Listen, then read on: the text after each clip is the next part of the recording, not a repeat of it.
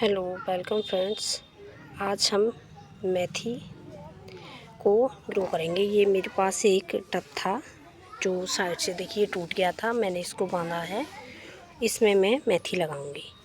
मेथी छोटे से छोटे आप ग्रो बैग में, टब में या फिर गार्डन एरिया में लगा दीजिए, बहुत ही आसानी से लग जाती है। तो इसमें मैं ये देसी मेथी की सीड्स लगाऊंगी, जिसकी मैंने एक वीडियो भी आप लोगों के साथ शेयर की है, जिसमें मैंने सारे ही देसी सीड्स दिखाए हैं। ये कसूरी मेथी होती है और इसमें बहुत ज़्यादा खुशबू आती है और इसे हम छाया में सुखाकर रख लेते हैं। अगर हरी मेथी को, तो ये कसूरी मेथी साल भर हम प्रयोग कर सकते हैं और मार्केट से हमें कसूरी मेथी लाने की ज़रूरत नहीं पड़ेगी। तो फ्रेंड्स, सबसे पहले मैं इसे लगा के दिखाती हूँ।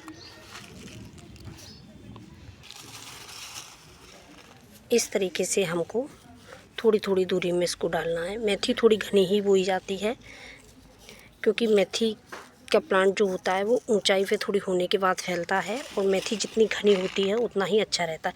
लेकिन इतनी भी घनी नहीं कि बहुत ज़्यादा हो जाए। इस तरीके से आप इस तरीके से इसको डालते जाइए सीड्स को। इस तरीके से देखिए मैंने पूरे टब में इसको फैला दिया है मेथी को। मेथी थोड़ी घनी ही ग्रो की जाती है, ज़्यादा दूर दूर इसके सीड्स नहीं रहने चाहिए। और इसमें मैंने एक दो मूली के भी सीड्स डाल दिए हैं, देखिए ये डले हुए हैं। तो अब मैं इसके ऊपर से एक मिट्टी की हल्की सी लेयर करूँगी। ज़्यादा मोटी लेयर नहीं करनी है हमको, 1 इंच या 2 इंच लेयर मिट्टी की करनी है, क्योंकि मेथी के सीड्स काफ़ी छोटे होते हैं। तो इसको ज़्यादा मिट्टी की लेयर में दबाएंगे तो फिर ये अच्छी तरीके से ग्रो नहीं होते हैं। फ्रेंड्स देखिए, ये मैंने मिट्टी से कवर कर दी और जो मेरी ये मिट्टी थी इसमें मैंने किचन वेस्ट की खाद मिक्स की थी। आपके पास जो भी खाद अवेलेबल हो आप उसे डाल दीजिए। इसके लिए ऐसा नहीं है कि कोई स्पेशल खाद होनी चाहिए। आपके पास किचन वेस्ट की खाद हो वो डाल दीजिए। कुछ भी नहीं है तो आप गार्डन एरिया की मिट्टी लीजिए, या जहाँ से आप मिट्टी लेके आए, बस मिट्टी के ऊपर की लेयर होनी चाहिए, तो उसको आपको यूज करना है। और देखिए इस तरीके से आप टब में, मैं इस टब में उन लोगों के लिए दिखा रही हूँ जिन लोगों के पास गार्डन एरिया नहीं है। वैसे मैं गार्डन एरिया में ग्रो करती हूँ और मेथी गार्डन एरिया में भी ग्रो करूँगी।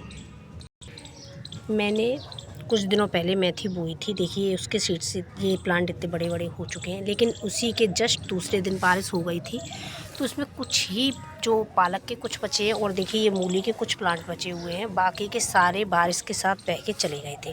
तो गार्डन एरिया का ये नुकसान भी है कि अगर आपने लगाए हैं सीड्स वगैरह, बारिश हो गई तो वो ख़राब हो जाते हैं। लेकिन मेरे अगर जिस टब में मैंने लगाए हुए हैं और बारिश भी हो जाएगी फिर भी ये ख़राब नहीं होंगे, क्योंकि सीड्स इससे कहीं बाहर निकल के नहीं जाएंगे। तो टब में लगाने के कुछ फ़ायदे भी हैं। और ये मेरे गार्डन एरिया के कुछ ही प्लांट बचे हुए हैं, कुछ पालक के हैं इसमें, और मूली के तो ये किनारी पे थे तो कुछ बच गए हैं। तो फ्रेंड्स, अब मैं फिर बहुत सारे प्लांट लगाऊंगी और मैं मूली के भी लगाऊंगी, क्योंकि मूली के काफ़ी कम रह गए हैं, बाकी के सारे बारिश में बह के चले गए। और पालक के देखिए प्लांट भी बड़े हो चुके हैं, लेकिन ज़्यादा बड़े नहीं हुए हैं। ये मैंने पालक और मेथी साथ साथ बोए थे, लेकिन बारिश ने सब कुछ ख़राब कर दिया, तो मुझे फिर से सारे लगाने पड़ेंगे। अक्टूबर का महीना सबसे बेस्ट होता है।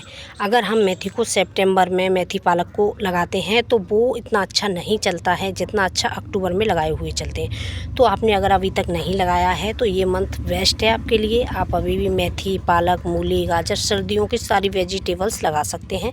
मैंने टमाटर के प्लांट, शिमला मिर्च के प्लांट, मिर्च के सारे ही सीड्स से ग्रो किए हैं और मैंने उसकी एक वीडियो भी शेयर की थी। मैं रेगुलर आप लोगों को दिखाती रहती हूँ। तो मेरी वीडियो अच्छी लगे तो लाइक शेयर करना, कमेंट करना और चैनल को सब्सक्राइब करना। Thank you for watching.